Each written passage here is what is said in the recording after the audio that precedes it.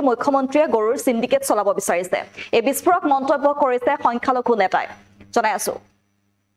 আৰু গো মাংস নিষিদ্ধকৰণক লৈ যেটো ৰাজ্যজুৰি প্ৰতিবাদ অব্যাহত আছে আৰু সেই সময়তে এক বিস্ফোৰক মন্তব্য কৰিছে, কেইবাটা বিস্ফোৰকমূলক মন্তব্য কৰিছে সংখ্যালঘু নেতা মুছাবিৰ আলী আহমেদে। তেখেতে উল্লেখ কৰিছে যে মুখ্যমন্ত্ৰীয়ে গো মাংসৰ সিন্ডিকেট চলাবলৈ বিচাৰিছে। মুছলমানক লৈ মুখ্যমন্ত্ৰীৰ সমস্যা হৈছে, কি সমস্যা হৈছে মুছলমানক লৈ মুখ্যমন্ত্ৰীৰ? গোপালকৰ কৰ্মসংস্থাপনৰ ব্যৱস্থা কৰক, মুখ্যমন্ত্ৰীৰ সিদ্ধান্ত পৰিহাৰ কৰক। সংখ্যালঘু মুছলমানৰ ওপৰত কৰা অত্যাচাৰ সহ্য কৰা নহব। গো মাংস নিষিদ্ধকৰণক লৈ যেহেতু তৎপৰ হৈ পৰিছে ৰাজ্য চৰকাৰ, আৰু সেই সময়তে যেহেতু গো মাংস বিক্ৰী কৰা এজন ব্যক্তিকো আটক কৰা হৈছিলে, সেই গো মাংস বিক্ৰী কৰা এজন ব্যক্তিক আটক কৰাৰ পাছতে ডাঙৰ খাই উঠিছে এতিয়া সংখ্যালঘু নেতা মুছাবিৰ আলী আহমেদ। তেখেতে কেইবাটাও বিস্ফোৰণমূলক মন্তব্য উল্লেখ কৰিছে। তেখেতে কৈছে যে মুখ্যমন্ত্ৰীয়ে গো মাংসৰ সিন্ডিকেট চলাবলৈ বিচাৰিছে। মুছলমানক লৈ আচলতে মুখ্যমন্ত্ৰীৰ সমস্যা হৈছে গোপালকৰ কৰ্মসংস্থাপনৰ ব্যৱস্থা কৰক, মুখ্যমন্ত্ৰীৰ সিদ্ধান্ত পৰিহাৰ কৰক। সংখ্যালঘু মুছলমানৰ ওপৰত কৰা অত্যাচাৰ সহ্য কৰা নহব।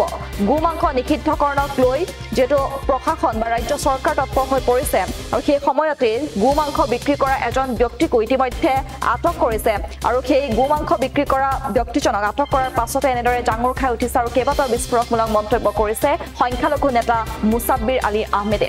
কি বিস্ফোৰকমূলক মন্তব্য কৰিছে আগবঢ়াইছো। আপোনাৰ চাওক যে প্ৰথম কথাটো হ'ল অসমৰ মুখ্যমন্ত্ৰী ডক্টৰ হিমন্ত বিশ্ব শৰ্মা ডাঙৰীয়াই কৈছে ৰেষ্টুৰেণ্ট আৰু হোটেলত যিবোৰ নেকি আপোনাৰ আনুষ্ঠানিক জেগা য'ত হিন্দু এৰিয়া বেছি, হিন্দু মানুহ বেছি থাকে, তাত আপোনাৰ গো মাংস বধ কৰিবলৈ মনা কৰিছে।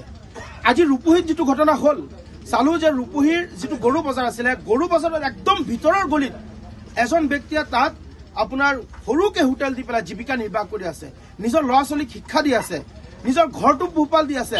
সেই ব্যক্তিজন মুজিবুৰ ৰহমান নামৰ ব্যক্তি এজনক তাৰ পৰা এৰেষ্ট কৰি আনি পেলাই এতিয়াও আপোনাৰ ৰূপহী থানাত বহাই ৰাখিছে। মানুহজনৰ ওপৰত এটা অন্যায় অত্যাচাৰ আৰম্ভ হৈ গৈছে।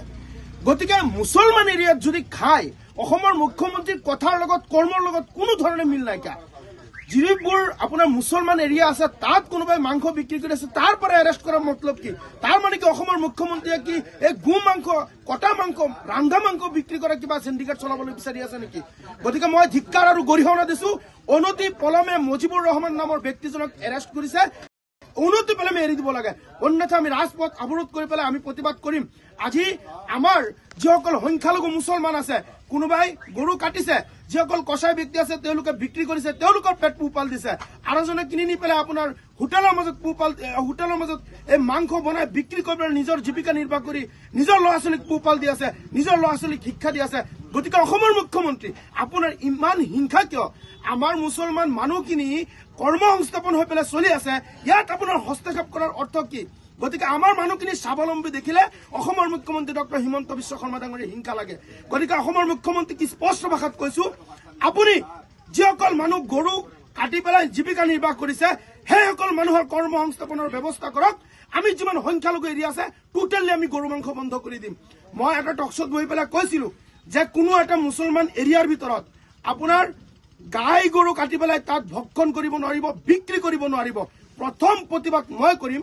দেখা গ'ল আজি গাই গৰুৰ বিপৰীতে মানুহে বলদ গৰু বা বিভিন্ন গৰু কাটি আছে, সেইবোৰত আপোনালোকে ইমান ধৰণৰ আপোনালোকে হিংসা কিয়? আমাৰ মানুহখিনিক জীয়াই থাকিবলৈ আপোনালোকে দিয়ক। কি বুলি ভাবি লৈছে আমাৰ মানুহখিনিক? আজি আমাৰ মানুহখিনি কোনোবাই কিবা এটা কৰি পেলাই যদি চলে, তাত সিন্ডিকেট চলোৱাৰ আপোনালোকৰ মাথা মাৰি থাকে। গতিকে অসমৰ মুখ্যমন্ত্ৰী ডক্টৰ হিমন্ত বিশ্ব শৰ্মা ডাঙৰীয়াক স্পষ্ট ভাষাত কৈছো, যদি ইয়াৰ পিছত আৰু কোনো এটা ঠাইত এজন কছাই, এজন মাংস বিক্ৰী কৰা যদি হোটেলৰ মালিকক এৰেষ্ট কৰে, আমি সংখ্যালঘু মুছলমান ওলাই প্ৰতিবাদ কৰিম। আৰু মই কৈ আছো, কোন কোন থানাৰ পুলিচ, কোন কোন আউটপোষ্টৰ পুলিচে টকাৰ বিনিময়ত মাংস বিক্ৰী কৰিব দিয়ে, গোটেইকেইটা মই তথ্য আনি পেলাই এওঁলোকক মই ফচাম। আপোনালোকে চাব, আপোনালোকে হিন্দু মানুহ গোটেই যিমান থানা আছে, আউটপোষ্ট আছে, আপোনাৰ IC হওক OC হওক, প্ৰত্যেকজন হিন্দু মানুহ, সেইসকলে গৰু মাংস টকা খোৱা ক'ত তেওঁলোকে পাইছে? গো মাতাক যদি ইমানেই সন্মান কৰে, এই পুলিচৰ দালাল ৰাজ বন্ধ হ'ব লাগিব। মোক কেইবাৰ জেলত লৈ যাব, মই আৰু জেল খাটিম, মোৰ কোনো আপত্তি নাইকিয়া। কিন্তু সংখ্যালঘু মুছলমানৰ ওপৰত কৰা অন্যায় অত্যাচাৰ, মাংস বিক্ৰী কৰিছে, তেওঁলোকক গৈ পেলাই আপোনালোকে ধৰি আছে। অসমৰ মুখ্যমন্ত্ৰীয়ে কৈছে যে গাহৰিটো কি কয়, গাহৰিটো আমাৰ কোনো ভগৱানৰ বাবদ। আৰে আপুনি জানিব লাগিব গাহৰিও ভগৱানৰ অৱতাৰ বুলি আমি গম পাওঁ আমাৰ গাহৰিৰ লগত কোনো লেনদেন নাই আমাৰ সংখ্যালঘু মানুহে মুছলমানে গোমাংস খায় যদি আমি বেলেগ ধৰ্ম মানিবই লাগে তেনেহ'লে আমি ইছলাম ধৰ্ম কিয় অসমৰ মুখ্যমন্ত্ৰী উত্তৰ দিয়ক আৰু আমাৰ মানুহখিনিক জীয়াই থাকিবলৈ দিয়ক অন্যথা সংখ্যালঘু মুছলমান ৰাজপথ অৱৰোধ কৰি প্ৰাপ্য অধিকাৰ আমি কাঢ়ি যিকোনো খবৰৰ বাবে যোগাযোগ কৰক 7099017330 লগতে 7099017110 নম্বৰত